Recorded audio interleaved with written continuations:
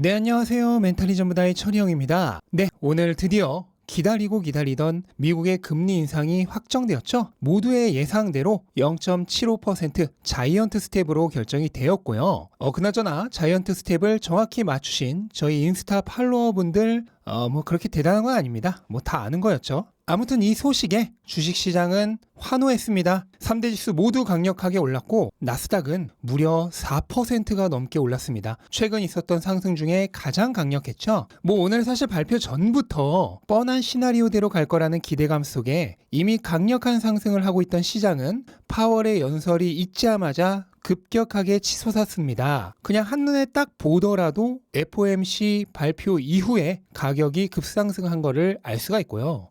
근데 잘 생각해보면 0.75%의 금리 인상도 사실 금리를 엄청나게 급격하게 높인 건데 왜 시장은 이런 반응을 보인 걸까요? 이건 시장을 조금이라도 겪어보신 분들이라면 이제 모두 이해를 하실 텐데요. 시장의 굉장히 중요한 두 개의 특성 때문입니다. 바로 선반영과 불확실성 해소입니다. 시장은 어떤 소식이 기대가 될 경우 그 내용이 확정되기 전에 이미 가격에 반영을 하는 경우가 많습니다. 그리고 이번 0.75%의 금리 인상은 완전히 가격 반영이 끝나 있었고요. 한 가지 우려사항이 있다면 1%의 금리 인상을 하느냐 마느냐 하는 리스크가 남아 있었습니다. 그런데 두 번째 요소인 불확실성도 오늘 발표로 인해 사라진 거죠. 혹시 모를 1% 금리 인상의 가능성이 사라지고 나자 0.75%의 가능성은 이미 가격에 모두 선반영되었고 더 안 좋은 시나리오의 가능성이 소멸되었으니 오를 수밖에 없었던 겁니다. 물론 최근 있었던 거의 모든 연준의 주요 정책 발표 때 발표 당일은 오르고 다음날 내리꽂는 패턴이 몇 번 있었기 때문에 이번에도 이대로 시장의 방향이 확정되었다라고 단언할 수는 없습니다. 지난번까지의 패턴이 이어져서 내일부터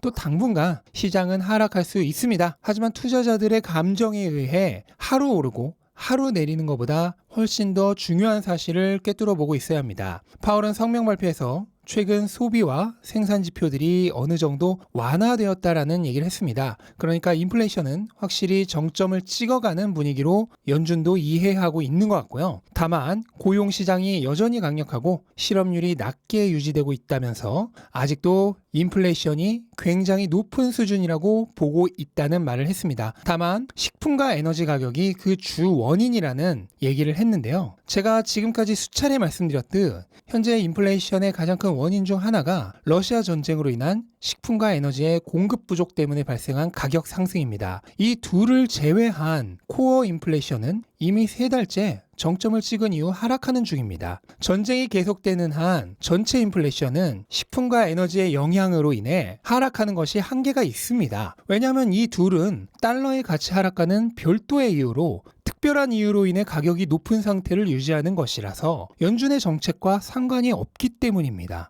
그래서 연준이 점차적으로 이 둘을 제외한 코어 인플레이션 위주로 보게 될 것이라는 말씀을 드려온 거고요. 오늘 파월의 발언에서 어느 정도는 그런 조짐이 보이기 시작했다 생각이 됩니다. 참고로 연준은 금리 인상과 동시에 양적 긴축도 시행 중이죠. 하지만 양적 긴축은 아직까지는 흉내만 내고 있는 수준인데요. 양적 긴축을 시작한 지 2달이 넘었지만 지금까지 긴축한 금액은 160억 달러밖에 안 된다고 합니다. 양적 완화 당시 2년간 4조 5천억 달러의 채권을 매입한 걸 생각하면 2달간 160억 달러는 하는 척만 하는 것에 불과한 게 아닌가 하는 생각이 들고, 이유는 연준이 적극적으로 시장에 나가 채권을 판매하는 것이 아니라 소극적으로 만기가 돌아오는 채권을 만기 연장하지 않고 소멸시키는 방식으로만 양적 긴축을 하고 있기 때문이죠. 자, 어쨌든 여기까지로 이번 FOMC의 내용은 정리가 어느 정도 되었고요. 중요한 건 그래서 다음은 어떻게 되는데? 라는 물음으로 이어질 수밖에 없습니다.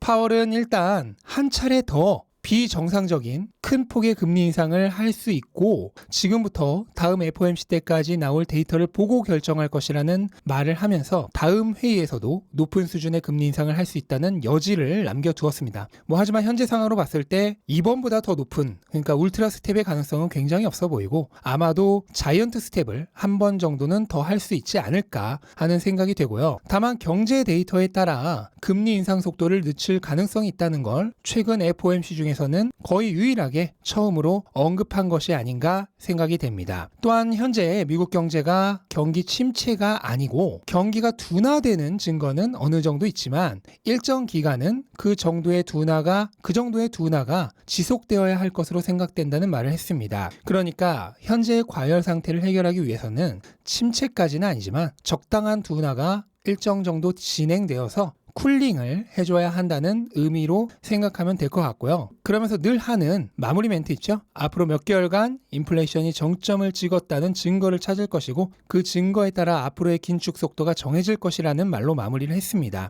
연준은 늘 증거를 좋아하죠. 문제는 그 증거를 찾았을 때가 이미 게임이 거의 끝나 있었던 경우가 많았다는 겁니다. 지난번에도 경기가 완전히 회복되었다는 증거를 찾다가 긴축이 늦어져서 지금 이 사단이 난 거죠. 네, 어쨌든 오늘은 이런 FOMC의 결과를 받아들여서 시장이 엄청나게 상승을 하긴 했는데요. 아직 끝난 게 아닙니다. 제가 이번 주를 시작할 때 이번 주가 팝콘 각이라고 말씀을 드렸죠. 내일은 어쩌면 오늘의 결과를 한 방에 엎어치게 할 수도 있는 여러 중요한 이벤트가 기다리고 있습니다. 일단 그 내용들에 대해선 오늘 오후에 영상을 하나 더 올릴 건데 거기에서 다루도록 하고요. 이번 영상은 FOMC 결과를 빠르게 전달드린 것으로 마무리하도록 하겠습니다. 네, 영상 끝까지 시청해주셔서 감사드리고요. 영상 도움되셨다면 구독과 좋아요 부탁드리고 오후 영상에서 다시 찾아뵙도록 하겠습니다. 감사합니다.